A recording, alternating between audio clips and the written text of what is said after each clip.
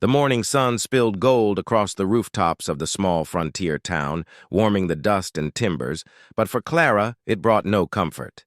She walked with slow steps down the uneven street, the worn handle of her wicker basket clutched in both hands.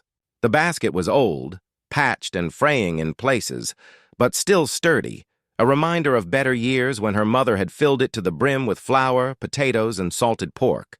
Now it felt unbearably light, as though the weight of her hope had leaked through its cracks. Clara had counted her coins 3 times before leaving the cabin that morning. There weren't many, only a few coppers and 1 silver piece that had been polished so much it nearly gleamed. It was all she had left after weeks of stretching meals thinner and thinner for her younger siblings. She'd promised them bread today, maybe even a little butter if fortune was kind. "Don't worry," she had told them with a forced smile. "I'll bring back supper enough for us all." The general store sat at the corner, its porch shaded by a sagging awning.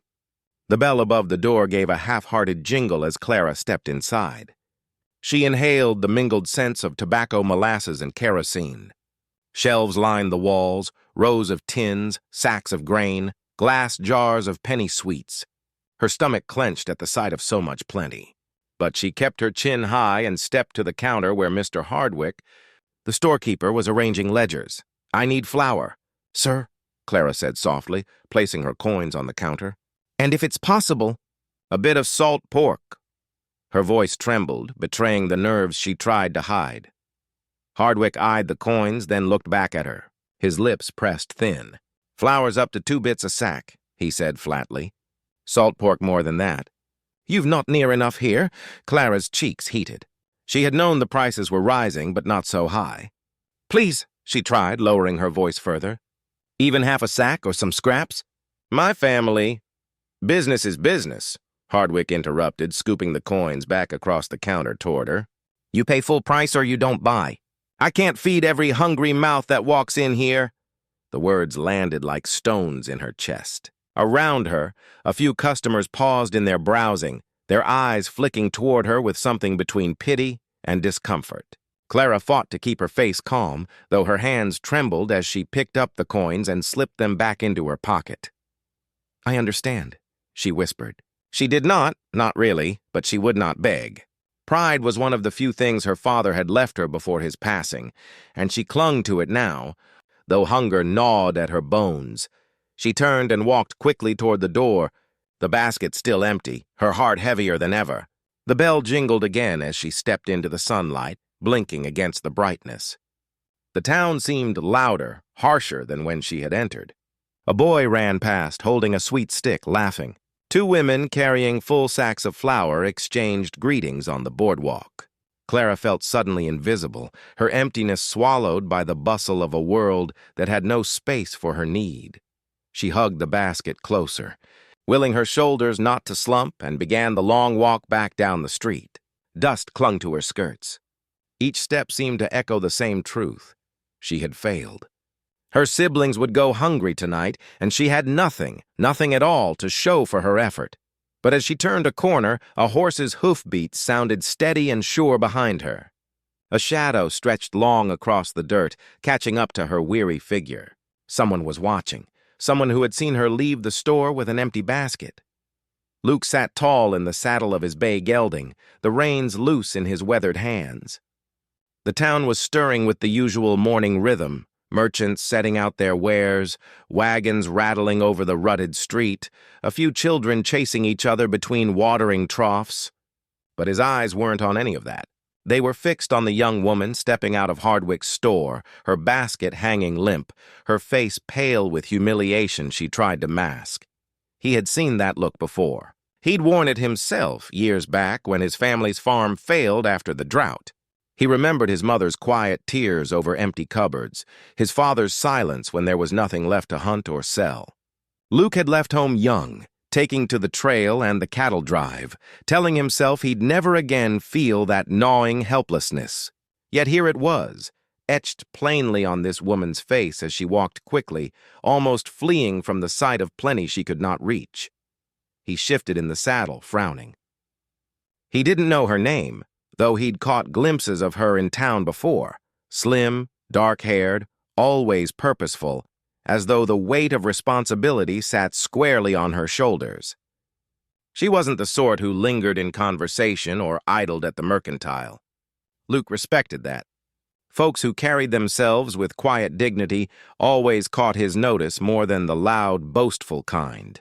His saddlebags bulged with supplies: flour, beans, coffee, dried apples. He'd just come from selling a small herd of steers, and for once his pockets weren't empty. The deal had gone better than he expected, leaving him with coin enough for months on the trail. He should have been thinking about his next move, where to head before the autumn rains, whether to find steady work on another ranch. Instead, he found himself watching her disappear down the dusty street. Basket still empty, shoulders tight with something more painful than hunger: shame.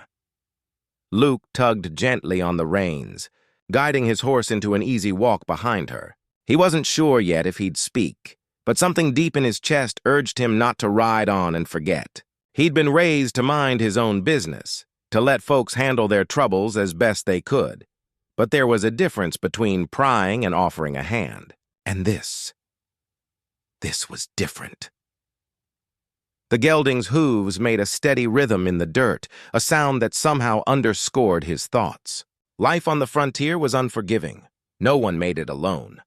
Luke had survived by the grace of others before: a bunkhouse cook who'd slipped him an extra biscuit when he was half-starved, a rancher who gave him work when all he had was the shirt on his back. Every scrap of kindness had mattered, had kept him from breaking. Maybe it was his turn now to do the same. The woman glanced back once, startled by the sound of hooves. Luke touched the brim of his hat in greeting, offering the smallest of smiles. She looked away quickly, clearly wary, but he didn't blame her. Pride and caution often rode side by side. He slowed his horse so as not to press her, keeping a respectful distance as he studied the quiet slump of her shoulders, the empty swing of that basket. It wasn't just hunger he saw there, it was loneliness. That hollow ache of carrying burdens without anyone strong enough to share them. Luke exhaled, the decision settling in him like a stone finding its rightful place. He wouldn't ride past and let her walk home empty-handed, not when he had more than enough strapped to his saddle. He nudged his horse forward again, ready to ride up beside her, ready to speak words he hoped she would not take for pity but for what they were: an offer. Plain and honest, from one soul who understood another's need. Clara tried to quicken her steps, though her boots scuffed against the hard-packed dirt of the road. The basket banged lightly against her skirt with each stride, its hollowness taunting her. She kept her chin lifted, willing herself not to look like a beggar, not to let anyone see the storm of shame and despair that churned inside her. The morning air was warm, yet she shivered, as though the whole town had turned its back on her. The sound of hoofbeats lingered behind her, steady and unhurried. She didn't dare turn right away, afraid it might be someone she knew, or worse, someone who would ask questions she had no answer for. Only when the shadow stretched longer beside her did she glance over her shoulder. A cowboy rode there, tall in the saddle, his bay gelding moving at a lazy walk. He wasn't crowding her, kept a yard or two of space, but his eyes were fixed on her with a look she couldn't quite read. Not mockery, not pity exactly. Something steadier. Clara's heart tightened. She pressed her lips into a thin line and faced forward again, hoping he'd pass her by. But instead the horse slowed to match her pace. "Morning, ma'am," the cowboy said at last, his voice calm and low. He tipped his hat in polite greeting. Clara nodded once, too curt to be rude, but gave no answer. She had no strength for pleasantries, not when her siblings' empty stomachs weighed so heavily on her mind. "Fine day for a walk," he added after a beat, as though determined to make conversation. Her steps faltered just slightly before she caught herself. She knew what this was. Men sometimes tried to charm or coax when they saw a woman alone, but there was no flirtation in his tone, only gentleness. Still, she pulled the basket closer to her hip, a shield of sorts, and kept her eyes ahead. He studied her silently for a moment. The wind lifted a strand of her dark hair across her cheek, and she tucked it back with a quick motion. That was when he noticed the basket was empty. For a woman leaving a store, that told a story without words. Didn't find what you needed back there? He asked carefully, not prying but not pretending ignorance either. Clara stiffened. The question cut too close. She opened her mouth, then shut it again, biting the inside of her cheek. Admitting the truth would cost her more pride than she could bear. I managed just fine, she said. Her voice clipped. The cowboy gave a small nod, as though he respected her answer even if he didn't believe it. Sometimes a body can walk out with less than he hoped, he said softly. Happens to all of us. The words surprised her. They weren't pitying, more like a confession spoken from experience. For the first time, she looked at him directly. His face was sun-browned, his jaw marked by the faint shadow of a beard. His eyes were steady, a shade of blue that held no judgment. Still, Clara tightened her grip on the basket. I don't need help, she murmured, almost to herself. The cowboy leaned a little forward in the saddle, his expression earnest. Didn't say you did. Just figured maybe you could use a friend to ride alongside, instead of walking alone. The words disarmed her more than any offer of food or coin could have. She searched his face again, weighing whether he was sincere or merely playing some part. Something told her he meant every word. She let out a slow breath she hadn't realized she'd been holding. For the first time since leaving the store, her steps eased just a fraction. They hadn't yet spoken of food or hunger or need. But somehow, in that quiet moment, Clara felt the smallest bit less alone. The silence between them stretched as they moved down the dusty road. Her on foot, him on horseback. Clara's mind raced, her pride urging her to keep her distance, to shut him out before he pried deeper. Yet there was something steady in his presence, something that kept her from bolting. His horse's slow gait matched her own weary steps, as though he meant to walk beside her as long as it took. Finally, he broke the quiet. I've just come back from the cattle yards, he said, almost casually, though his tone carried weight. Sold off a small herd. Got more supplies than I'll need for a spell. Flour, beans, even a bit of pork. Clara's heart squeezed at the mention of food, but she kept her expression carefully composed. She would not let him see the desperate yearning that flared at his words. He studied her face, then went on. I'd be obliged if you'd take some off my hands. Easier on my horse to carry less weight. Clara froze in her tracks. There it was, the offer she had dreaded and hoped for all at once. Slowly, she turned her head to look at him, her dark eyes sharp with suspicion. You think I don't see through that? She asked, her voice low, brittle as glass. You don't need me to lighten your load. You're offering charity. The cowboy shook his head, his mouth quirking in something close to a smile, though his eyes remained solemn. Not charity, fairness.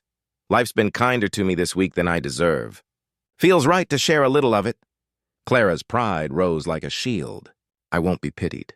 My family may be poor, but we don't take handouts. I wouldn't offer it if I thought it was pity, he said simply. I know what it is to go without. Ain't no shame in letting someone lend a hand when times are lean. The words struck her harder than she expected. He spoke them without flourish, without condescension, as though he truly did understand. She tried to harden herself, but the image of her siblings' thin faces flickered in her mind. The littlest one, Samuel, had cried himself to sleep last night, whispering about bread he dreamed of. Her chest ached with the memory. Luke, she didn't know his name yet, but it was Luke, leaned forward in the saddle, resting his forearm on the horn. Look, he said gently, you wouldn't be beholden to me. No debt, no strings. Just one person helping another. Tomorrow it might be the other way round. That's how folks survive out here. Clara swallowed hard, torn between her father's old lessons. Never depend on anyone. Never let another man see your weakness, and the reality of her siblings waiting with hollow bellies. Her hand tightened on the basket handle until her knuckles whitened. She wanted to say no. She wanted to keep walking, shoulders squared, pretending she had all she needed. But the weight of her family's hunger pressed down on her pride until it cracked. Just a little. I can't pay you back, she whispered, almost ashamed to admit it. Didn't ask you to, the cowboy said with quiet conviction. Some things ain't meant to be traded in coin. For a moment, their eyes locked, hers filled with battle, his steady with patience. And in that fragile space, Clara felt her defenses tremble. She didn't accept yet, not aloud, but the first seed of trust had been planted. The cowboy straightened in the saddle, giving her time, not pressing further. He had made the offer, honest and plain. Now the choice lay with her, and Clara, basket still empty, heart caught between pride and desperation, walked on in silence, knowing the decision would shape not just her evening meal, but perhaps far more than that. The road stretched before them in a quiet ribbon of dust, the town slowly shrinking behind. Clara's steps were steady, though each one felt heavier than the last. The cowboy's offer lingered in her mind like a thorn, pricking her with every thought. Her basket swung lightly against her skirt, still empty, still mocking her. She clenched her jaw, furious at herself for even considering his words. Pride was all she had left to call her own. Money could vanish, crops could fail, people could betray, but pride was a shield no one could take unless she lowered it. Her father had drilled that into her before he passed, telling her and her siblings that dignity was the last defense of the poor. "Never let anyone see you beg," he had said more than once. "A hungry belly is hard, but a broken spirit is worse." Those words echoed now, and yet they tangled with other voices. The memory of her sister's thin hands kneading dough from flour stretched with ground corn. The sound of Samuel's weak little coughs at night when hunger stole his sleep. Clara's heart ached with the pull between her father's lessons and her siblings' needs. Beside her, the cowboy rode patiently. He didn't press, didn't repeat his offer, simply kept his horse's pace matched to hers. That patience made her nerves prickle even more. She wished he would ride on and leave her to her battle. But part of her was grateful he didn't. His presence steadied her, though she would never admit it. At last, the silence grew too loud, and Clara burst out, "Why do you care? You don't know me!" Her voice was sharper than she intended, the words laced with frustration she couldn't quite aim at him. The cowboy glanced down at her, unruffled. "Don't have to know you to see you're in a hard place. And I reckon someone once helped me when I didn't deserve it. Feels right to pass it on." His honesty disarmed her more than a polished speech ever could. She looked away quickly, blinking against the sting in her eyes. No, she told herself fiercely. Tears would only humiliate her further. "Maybe I can't accept help because it makes me weak," she muttered under her breath. "Or maybe," he said gently, "accepting help is what makes you strong." The words struck her squarely, catching her off guard. Strong? She had always thought strength meant carrying every burden alone, proving to the world she could endure without leaning on anyone. But what if strength also meant knowing when to let another shoulder part of the load? Her pride recoiled at the thought, but her desperation whispered agreement. They reached a fork in the road. One path leading toward the cabins on the edge of town, her home, and the other winding out toward the open prairie. Clara slowed, torn between parting ways and letting the moment end, or allowing the cowboy to follow and risk him seeing just how little she had waiting at home. She tightened her grip on the basket again. The fight inside her was fierce, her father's stern voice reminding her to stand tall against pity, and her siblings' hollow eyes begging for bread. The cowboy must have sensed her turmoil, for he spoke no more. He only gave her the space to wrestle with herself, his presence steady but not intrusive. And though she hadn't yet said yes, hadn't yet reached for what he offered, Clara felt the cracks forming in her pride, hairline fractures widening with every memory of hunger she carried. By the time she stepped onto the path toward home, she knew the truth she wouldn't speak aloud. Sooner or later, she would have to choose between pride and survival. The dirt path narrowed as Clara left the busier part of town behind, leading toward the weather-worn cabins where the poorest families lived. Her boots crunched on the stones, the basket hanging uselessly at her side. Each step brought her closer to the moment she dreaded most, walking through her own door with nothing to show for her trip. The cowboy's horse walked quietly beside her, its head bobbing in rhythm with her pace. The man hadn't spoken again, and his silence gnawed at her nerves almost as much as his earlier words. His offer hung in the air like an unspoken challenge, one she hadn't yet answered. Finally, Clara stopped walking. The decision tore through her like a storm breaking. She set the basket down in the dust, the handle creaking with the weight of her grip. Turning, she looked up at him, her eyes dark with shame and defiance all at once. "I'll not beg you," she said firmly, though her voice shook. "I won't fall on my knees or plead. But if you meant what you said, if you truly meant it, then I'll take enough to feed my family tonight. Nothing more." For a moment, silence stretched between them. Then the cowboy swung one leg over his saddle horn and dismounted with easy grace. Dust rose around his boots as he landed, tall and broad-shouldered, yet careful in his movements as though afraid to spook her. "I meant every word," he said, his tone steady. He crouched by his saddlebags, unbuckling the straps with practiced hands. One by one, he pulled out supplies, first a sack of flour, then a bundle of dried beans, a wrapped slab of salt pork, and even a small packet of coffee. Each thud of food against the earth seemed to echo louder than any words. Clara's throat tightened. She wanted to refuse, to shove it all back into his hands, but the sight of the flour alone nearly undid her. She could already picture her sister kneading dough, her brothers eating bread warm from the skillet instead of gnawing at hard roots and scraps. The cowboy rose and placed the flour gently into her basket, then the beans, then the pork. He did not ask permission, nor did he linger over the act. He simply moved with quiet certainty, as though filling her basket was the most natural thing in the world. Clara's hands trembled on the wicker handle. She swallowed hard, her pride clashing with gratitude so fierce it threatened to break her. At last the words slipped out, ragged and small. "Thank you." He tipped his hat almost shyly. "Don't thank me, ma'am. Just promise you'll eat well tonight." Tears stung her eyes, but she blinked them back, refusing to let them fall. She hated how vulnerable she felt, hated how much this moment revealed. Yet at the same time, she recognized something sacred in it. He hadn't humiliated her, hadn't made her feel small. He had given freely, as though she were worthy, not a burden.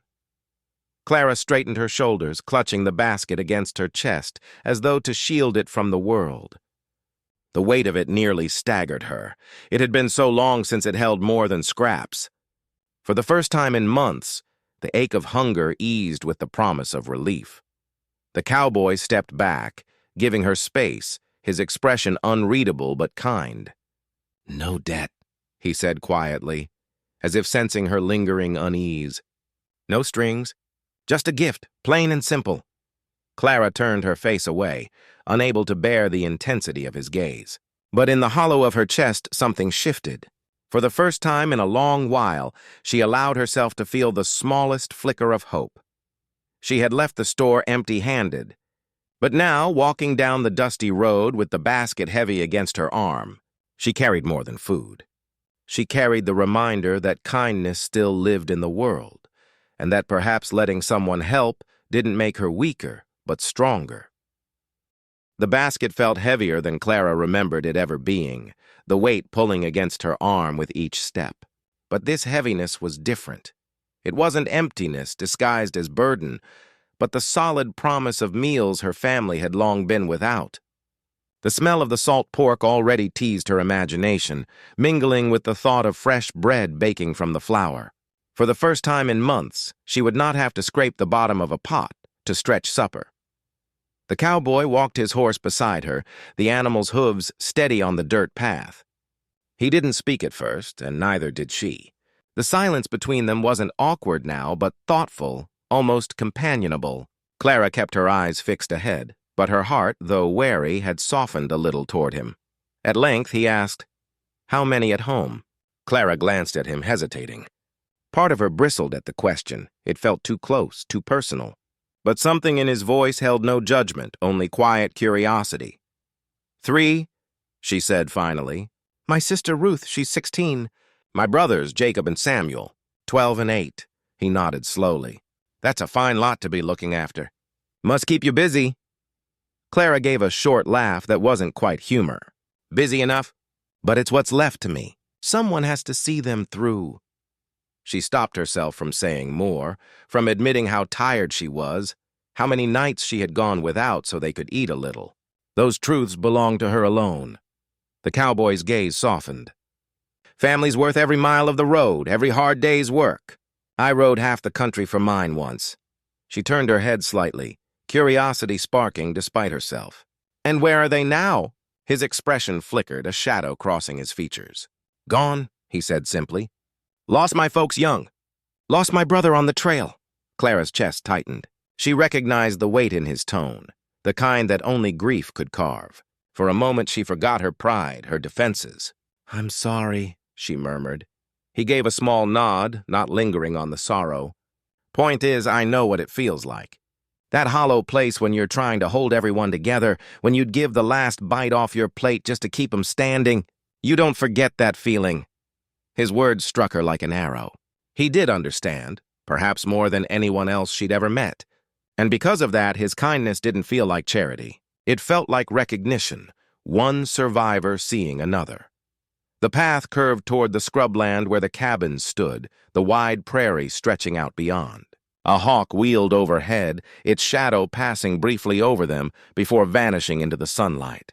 Clara breathed in deeply, the air warm with the smell of dust and sage. For the first time in weeks, her steps didn't feel quite so heavy. You said you had more supplies than you needed, she said carefully. Won't you miss what you gave me? The cowboy smiled faintly, his hand brushing the horse's mane. Not half as much as you would have missed it. Besides, a man can only eat so much. I reckon the trail will provide the rest. She studied him from the corner of her eye, still not fully trusting but unable to deny the strange warmth in her chest. He wasn't a savior come to sweep her burdens away. Life didn't allow for fairy tales. But he was something rarer, perhaps, a man who gave without demanding, who listened without judgment. Clara adjusted her grip on the basket and let out a breath she hadn't realized she was holding. Yes, she carried food now. But as they walked together toward her home, she carried more than that. She carried the sense that she was no longer entirely alone in the fight. The cabin came into view as the path curved past a cluster of scrub oaks, its roof patched with shingles of bark and tin, its chimney leaning slightly as though weary from too many winters. Smoke did not rise from it. Clara had not had enough wood or food to waste on a fire that morning. The sight always filled her with a mix of sorrow and determination. It wasn't much, but it was theirs, and it was the one place she was bound to keep standing for her siblings. The sound of her approach must have carried, for the door creaked open and Jacob darted out, his hair sticking up, his trousers patched at the knees. "Clara!" he shouted, his eyes darting at once to the basket. Behind him, Ruth followed, tall and serious for her 16 years, her face drawn too thin for someone so young. Little Samuel stumbled after, his bare feet kicking up dust as he hurried forward, clutching his small hands together as though afraid the sight before him might vanish. "Did you bring anything?"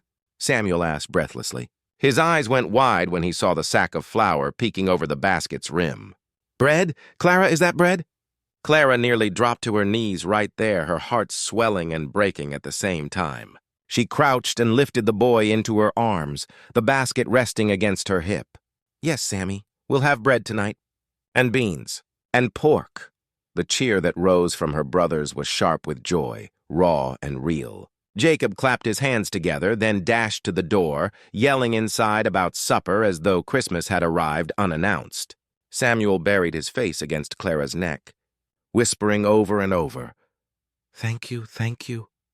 Ruth lingered by the doorway, her sharp eyes shifting from the basket to the cowboy standing quietly with his horse.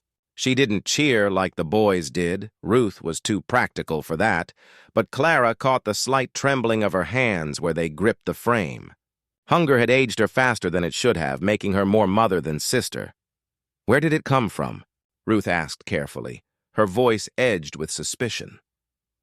Clara set Samuel down and straightened, her cheeks warming under her sister's gaze. "From him," she admitted, nodding toward the cowboy. "He gave it to us." "No debt, no strings." Ruth's eyes narrowed, protective as a wolf. She crossed her arms and looked at the stranger as though she could measure the truth of him in one glance. The cowboy met her stare evenly, his hat tipped politely in greeting. No swagger in his posture, only calm respect. "Evening, miss." he said simply. Ruth didn't answer right away, but after a long pause, she gave a stiff nod and stepped aside. That was all she offered, but Clara knew her well enough to see the meaning in it. Ruth would not trust easily, but she would not forbid him either. The cowboy chuckled softly as Jacob ran back out, tugging at his sleeve. "Sir, will you stay for supper?" "Clara makes beans better than anyone." "Jacob," Clara scolded gently, embarrassed. But before she could shoo her brother away, the cowboy glanced down at the boy and smiled. "If your sister'll allow it, I'd be honored," he said. Clara's breath caught. She hadn't expected him to linger, hadn't planned on inviting him in. Yet looking at her brother's eager faces and even Ruth's guarded hope, she found herself nodding despite the flutter in her chest. "There'll be room at the table," she murmured. And just like that, the weight of loneliness that had shadowed their cabin began to lift, replaced by the promise of laughter, warmth, and food enough for all of them to share. Inside the cabin, the air was thick with anticipation. The table, little more than a few planks smoothed and nailed together by Clara's late father, stood bare in the center of the single room. Usually they gathered around it with bowls nearly empty, eating slowly to stretch what little there was. But tonight, as Clara set down the basket, there was a different energy, a humming eagerness that filled the walls more surely than any fire could. Jacob and Samuel hovered close, wide-eyed as she laid out the provisions. Flour, beans, salt pork, even coffee, luxuries they hadn't seen in weeks. Clara tried to maintain order, but her hands trembled as she worked. It wasn't just the food, it was the sight of her siblings' faces lit with joy instead of hunger. "Jacob, fetch some wood for the stove," she ordered, her voice firmer than she felt. "Ruth, help me with the beans." Ruth nodded and moved quickly, though her eyes flicked often toward the cowboy. She didn't trust him yet. Not fully, but she couldn't deny the relief that softened her own movements. As Clara stirred beans into the pot, Ruth whispered low so the boys wouldn't hear. "You sure about letting him sit at our table?" Clara paused, her spoon resting against the rim. "I don't know if I'm sure about anything," she admitted. "But he hasn't asked for a thing. And look at them, Ruth. They're smiling. When was the last time you saw that?" Ruth's stern expression cracked if only for a moment. She gave a short nod, accepting the truth. Meanwhile, the cowboy had quietly tethered his horse outside and stepped in, removing his hat with respect. He stood a little awkwardly near the door, clearly mindful that he was entering a space that wasn't his. Samuel, with all the unguarded innocence of childhood, tugged at his hand. "Sit here," the boy insisted, pointing to the bench beside him. The cowboy hesitated, then glanced at Clara. She gave a small nod, cheeks warming despite herself. Slowly, he lowered himself onto the bench. The room seemed to breathe differently with him there, not in intrusion, but in quiet balance, as though a long, empty seat had finally been filled. Soon, the scent of cooking beans and sizzling pork filled the air, rich and mouth-watering. Jacob set the table with mismatched tin plates, handling them with the care of a boy who knew their worth. Ruth poured water into cups, her movements more relaxed now, as though even she couldn't resist the hope rising around them. When Clara finally brought the pot to the table, steam curling upward, Samuel clapped his hands in delight. "It smells like a feast!" he exclaimed. Clara ladled portions carefully, making sure everyone had enough. She placed a generous helping before the cowboy last, though she avoided meeting his eyes. "You're our guest," she said quietly. "Thank you." "Ma'am," he replied, his tone respectful but warm. For a while, the only sounds were spoons scraping bowls, boys laughing between bites, and the crackle of the small fire in the stove. The food wasn't fine, but it was abundant enough to feel miraculous. Clara watched her siblings eat heartily, and her throat tightened. This was what she had prayed for on too many empty nights. It was Ruth who broke the silence, her voice steady but softer than usual. "We're grateful," she said, looking straight at the cowboy, "for what you brought, and for being here." He inclined his head, his eyes shadowed by humility. "Sometimes a man's just given more than he needs. Doesn't sit right to keep it all when others go without." Clara's chest swelled with something she didn't dare name. Respect, gratitude, perhaps something deeper. As she glanced around the table, at her brothers' full mouths and her sister's unburdened expression, she realized this night was more than a meal. It was a moment of restoration, a reminder that kindness could still cross thresholds even in the hardest of times. For the first time in months, their table felt whole. The night wore on, the glow of the small fire casting soft light across the cabin walls. The meal had long been finished, but its warmth lingered, in the full bellies of the children, in the easy laughter that slipped out of Jacob and Samuel, and in the softened edges of Ruth's guarded gaze. For the first time in too long, Clara felt the weight of hunger lifted, if only for tonight. The cowboy sat quietly at the end of the table, his empty plate pushed aside.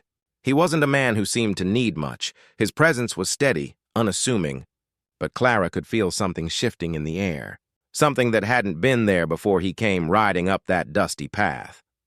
After the boys had been coaxed into their bedrolls in the corner, and Ruth busied herself tidying the table, Clara stepped outside. The cool night air wrapped around her shoulders, and above, the stars stretched endlessly across the prairie sky. She drew in a long breath, savoring the silence. It had been a long time since she'd stood outside with a heart that wasn't knotted in despair. She heard the door creak behind her and turned to see the cowboy step out, hat in hand. He didn't speak right away, just stood beside her, his gaze tilted skyward. The quiet between them was comfortable, filled with the steady chorus of crickets and the faint rustle of the grass. "You've given us more than food tonight," Clara said at last, her voice low. "You've given them hope.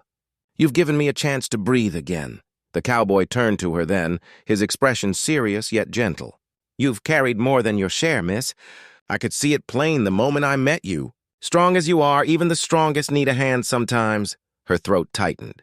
Pride had always been her shield, the thing that kept her standing when the world tried to knock her down. But here, under the stars, she allowed it to slip, just for a moment. "I've been afraid," she admitted. "Afraid of failing them. Afraid there wouldn't be enough. Afraid of losing the only family I have left?" He nodded slowly, as though he knew every shade of her fear. "Fear's a hard thing to live on. Doesn't fill a belly. Doesn't keep a roof standing. But hope does. And you've still got that, even if you don't see it in yourself." Clara swallowed hard, blinking back the sting of tears. For the first time in months, someone saw her not as a woman just scraping by, but as someone worth believing in. "I don't know what tomorrow will bring," she whispered. The cowboy's eyes softened, catching the starlight. "None of us do. But I reckon tomorrow'll be better if you know you don't have to face it alone." The words sank deep, more comforting than she expected. Alone, that was how she had walked for so long. Empty-handed, proud, and weary. But tonight had changed something. Tonight she hadn't just walked beside him. She had shared a table, shared trust, shared a glimpse of what could be. Clara turned her gaze back to the horizon, where the prairie met the sky. It stretched wide, endless with possibility. She drew a steadying breath and let it out slowly. "Then maybe tomorrow won't seem so heavy after all." The cowboy smiled faintly, a promise tucked into the curve of it. He set his hat back on his head, gave her a nod of respect, and looked toward the cabin where her siblings slept. "I'll be around," he said. Not an intrusion, not a vow of ownership, just a quiet assurance. And for Clara, that was enough. As the stars blazed above and the night wrapped gently around them, she felt it for the first time in too long. Not emptiness, not fear, but the solid weight of enough. Enough food, enough hope, enough tomorrow.